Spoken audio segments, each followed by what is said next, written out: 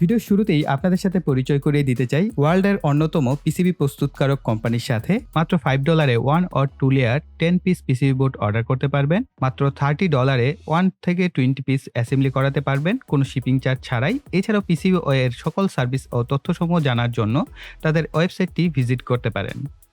PCB SMD service পাওয়ার জন্য এখানে click করুন। সহজ 4টি স্টেপের মাধ্যমে অ্যাসেম্বলি সার্ভিসটা নিতে পারবেন। স্টেপ 1 এ আপনার চাহিদা অনুযায়ী টার্নকি, কিটেড অন কনসাইন্ড, কম্বো যেকোনো একটি অপশন সিলেক্ট করে কোয়ান্টিটি দিন এবং কম্পোনেন্ট ক্যাটাগরি সিলেক্ট করুন। স্টেপ 2 এ এডিশনাল অপশন এবং আপনার রিকোয়ারমেন্টের যে ডিটেইলস সেটা লিখুন। স্টেপ 3 তে পিসিবি সম্পর্কিত অপশনসমূহ সেট করুন এবং ক্যালকুলেট করুন। স্টেপ 4 এ ডিউরেশন সেট করুন। এরপর সেভ টু কাট করে গার্বার, বুম সহ প্রয়োজনীয় ফাইলসমূহ আপলোড করে নিন। এরপর রিভিউর জন্য অপেক্ষা করুন। রিভিউ হয়ে গেলে খুব সহজে আপনারা পিসিবি থেকে আপনাদের যে সার্ভিসটা সেটা অর্ডার করতে পারছেন। 12 ভোল্টের ডিসি মোটর দিয়ে একটি ফ্যান তৈরি করব, রিচার্জেবল ফ্যান। সো বুঝতেই পারছেন রিচার্জেবল একটা 12 ভোল্টের পাওয়ারফুল ফ্যান তৈরি করব আমরা এই ভিডিওটির মাধ্যমে। সো আমি চেষ্টা করেছি, আপনারা ইকুইপমেন্ট দেখলেই বুঝতে পারবেন যে আপনার বাজেট কিরকম হবে। আমি সরাসরি বাজেট বলবো না, যা যা ইকুইপমেন্ট আমি ব্যবহার করব চেষ্টা করব প্রত্যেকটা প্রোডাক্টের বাই লিংক ভিডিও ডিসক্রিপশন বক্সে দিয়ে দেওয়ার। এতে করে আপনারাই বুঝতে পারবেন যে ট্রু ওভারঅল কত খরচ হয়েছে। আর আরেকটা বিষয় হচ্ছে, আমরা এই ভিডিওতে এই 3টা আমার কাছে ডিসি মোটর আছে। সো এই 3টা ডিসি মোটরের মধ্যে এই 775 যে ডিসি মোটর, এটা আমরা আসলে ফ্যান তৈরির জন্য ব্যবহার করব না। এটা ড্রিল তৈরির জন্য বা অন্যান্য কাজের জন্য বেস্ট, কিন্তু ফ্যানের জন্য বেস্ট না। এই কারণে রিচার্জেবল ফ্যানের জন্য বেস্ট না, কারণ হচ্ছে এটা নয়েজও হবে প্রচুর, পাশাপাশি হচ্ছে ব্যাটারির এম্পিয়ার সে প্রচুর অপচয় করবে। তো আমরা এই কারণে 775 ডিসি মোটর ব্যবহার করব না। আপনারা ম্যাক্সিমাম চেয়েছিলেন যে ভাইয়া এই লম্বা মাথাওয়ালা যেটা, এটা দিয়ে ফ্যান তৈরি করেন। তো আপনারা চাইলে এটা দিয়ে তৈরি করতে পারেন। এটার জন্য কোন ধরনের পাখা ব্যবহার করবেন সেটাও আমি বলে দিচ্ছি এই ভিডিওতে। আমি মূলত এটা ব্যবহার করব। সো আপনি চাইলে এটাও ব্যবহার করতে পারেন। সমস্ত সার্কিট বা কানেকশন সেম টু সেম থাকবে, শুধু মোটরটা আপনি চাইলে চেঞ্জ করে দিতে পারেন। এবার আসা যাক, এই লম্বা সফট যদি ব্যবহার করেন তাহলে আপনারা চাইলে এই ধরনের পাখাগুলো ব্যবহার করতে পারেন। এইগুলো 8 ইঞ্চি বা 9 ইঞ্চির পাখা হয়ে থাকে, 14 ইঞ্চির মেবি পাখা, আর এটাও বড় পাখা, এটাও 14 ইঞ্চির পাখাই। তো এই ধরনের পাখাগুলো ব্যবহার করতে পারবেন যদি আপনারা চান। তারপরে আরো কিছু পাখা আছে, আমি দেখাচ্ছি।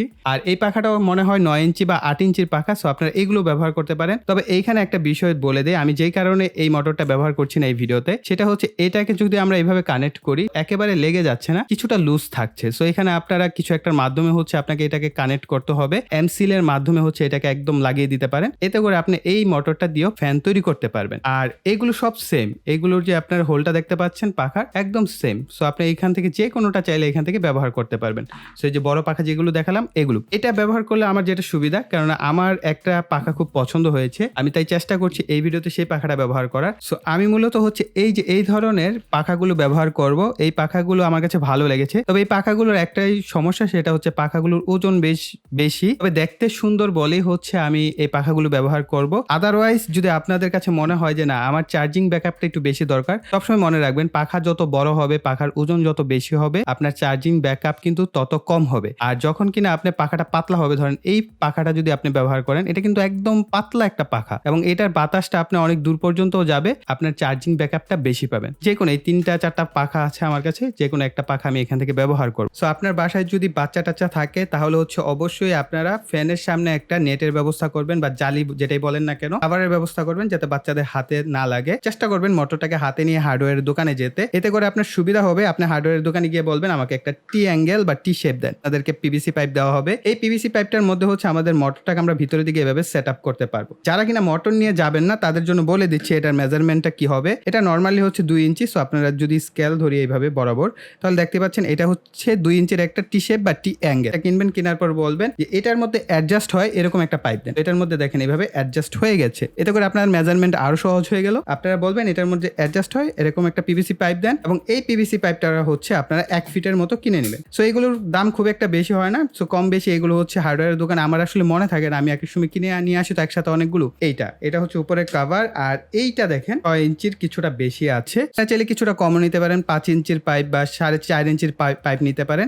এবং এই পাইপটাকে আমি নিয়েছি 3.5 ইঞ্চির কিছুটা কম। যদি আমরা সেন্টিমিটারে ধরি, আমরা হচ্ছে 8.5 সেন্টিমিটার নিয়েছি। সো এই পাইপটা কাটতে বেশ কষ্ট হয়েছে, বেশ মোটা সোটা পাইপ। তো কালার হচ্ছে এটা, মেন কালার এইটা। এবং এটাকে পরবর্তীতে হচ্ছে আমি স্প্রে রং করে এটাকে সাদা রং করে নিয়েছি, জাস্ট আমাদের আউটলুকটা যেন ভালো আসে তার জন্য। এরকম 2টা টুকরা প্রয়োজন হবে, তবে হচ্ছে আমরা 2টা টুকরা কেটে নিয়েছি। সো দেখতেই পাচ্ছেন, একটা উপরের জন্য একটা নিচের জন্য। এই টুকরাটার মধ্যে যে কাটাটা হয়েছে রাউন্ড শেপটা, এটা হচ্ছে এই পাইপটার মাপ নিয়ে, এই পাইপটার নিচের অংশের মাপ মাপ নিয়ে এই যেভাবে কাটা হয়েছে, যাতে এই পাইপটা এটার মধ্যে সুন্দরভাবে অ্যাডজাস্ট হয়। তার কোনো স্কোয়ার শেপ কাটা হয়েছে। এখানে মূলত আমি একটু বড় সাইজের সুইচ ব্যবহার করবো, যেহেতু 12 ভোল্টের মোটর। তবে এর থেকে ছোট সাইজেরটা ব্যবহার করতে পারেন, তবে একেবারে ছোট সাইজের যেটা থাকে ওটা ব্যবহার করবেন না, কেননা এইটা দিয়ে বেশ ভালো এম্পিয়ার পাস হবে, তারগুলো গরম হবে। সো সুইচটাও যেন ওইরকম ধারণ ক্ষমতা থাকে, সুন্দর মতো এটার মধ্যে অ্যাডজাস্ট হয়ে যায়। সেই মাপ অনুযায়ী কেটেছি এবং একটা সকেটের ডিসি সকেটের মাপ নিয়ে কাটা হয়েছে। এবং এই পাশে আরেকটা ছোট্ট হোল দেখতে পাচ্ছেন, এখানে হচ্ছে আমরা মোটরের যে স্পিড কন্ট্রোলার সেটা ব্যবহার করব এটার জন্য। ওকে, এই যে গোল রাউন্ড শেপটা, এটার নিচে হচ্ছে আমাদের এই নিচের যে পার্টটা আছে, এটাকে হচ্ছে আমরা সুপার গ্লু দিয়ে লাগিয়ে ফেলবো। পরের কভারটা আছে, এটার মধ্যে আমাদের সুইচ সকেট যেগুলো আছে সেগুলোকে আমরা যথাস্থানে বসিয়ে ফেলবো। ডায়োড প্রয়োজন হবে। ডায়োডটা হচ্ছে 1N5408, অর্থাৎ 3 এম্পিয়ারের একটি আমরা ডায়োড ব্যবহার করব, যাতে আমরা এটাকে 3 এম্পিয়ারে ইনপুট দিতে পারি, অথবা আমরা 1 এম্পিয়ারে যদি ইনপুট দিই তাহলে আমাদের এই ডায়োডটা কাজ করবে। ডায়োডের যে সাদা অংশটা থাকবে, কাটা মাথা অংশটা দেখতে পাচ্ছেন, এটা হচ্ছে আমাদের ক্যাথোড প্রান্ত, আর এই পাশেটা হচ্ছে অ্যানোড প্রান্ত। অর্থাৎ কালো দিকটা থাকবে আমাদের এই ডিসি সকেটের দিকে, সাদা অংশটা থাকবে আমাদের সুইচের দিকে।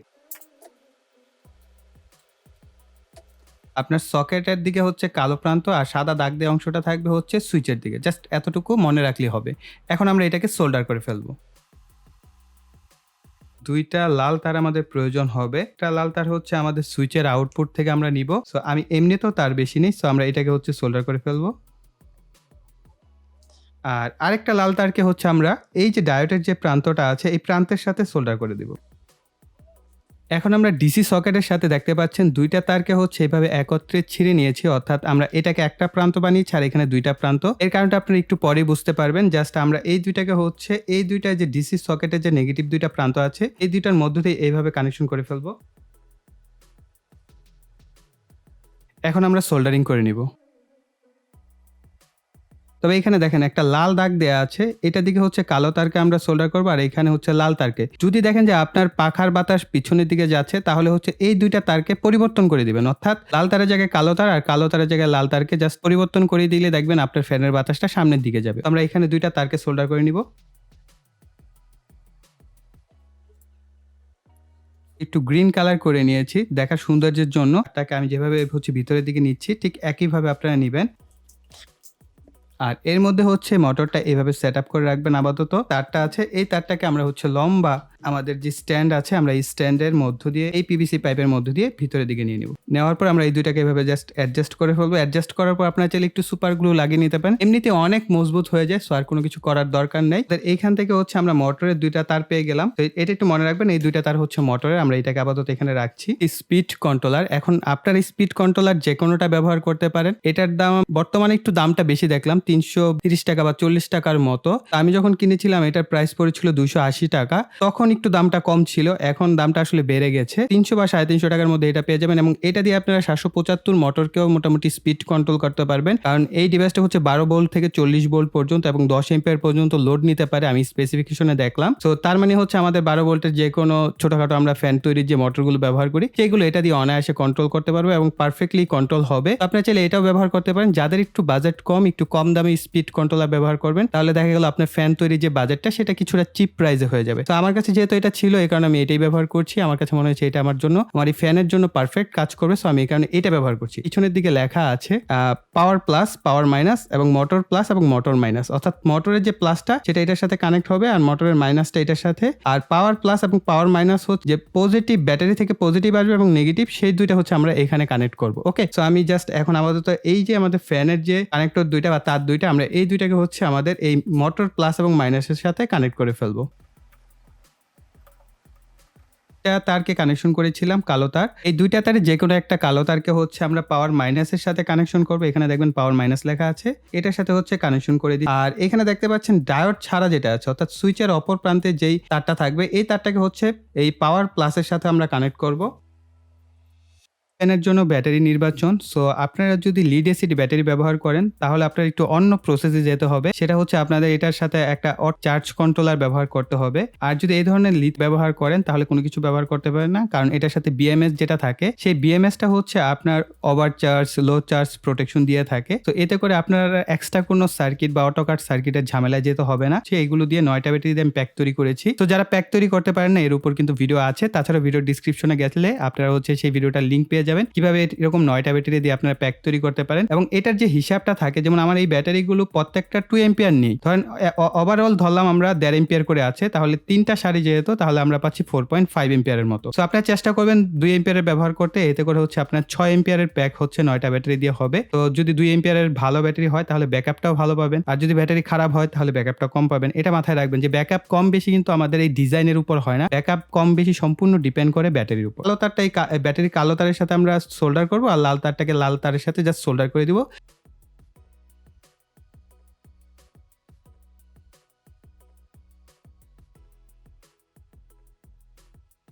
হিট কন্ট্রোলারটা আছে, এটার ভেরিয়েবল রেজিস্টরটাকে কানেকশন করতে হবে আমাদের যে বোর্ড আছে সেই বোর্ডের সাথে।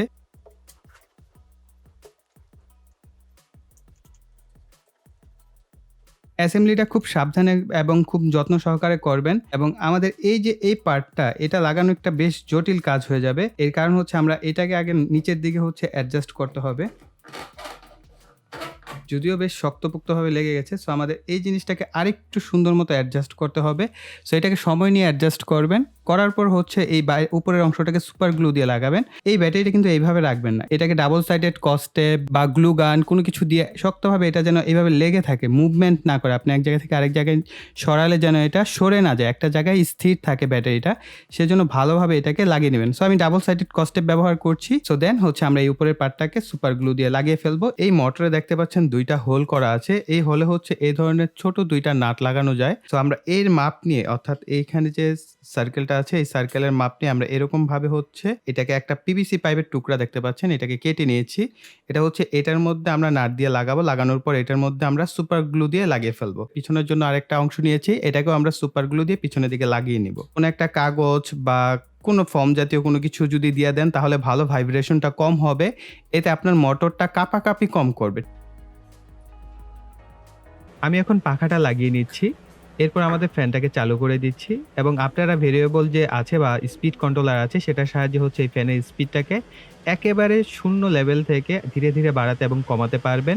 এবং ফ্যানের যে গতিটা আছে সেটা আপনার শব্দ শুনেই বুঝতে পারছেন যে প্রচণ্ড বাতাস হয় এই ফ্যানটা।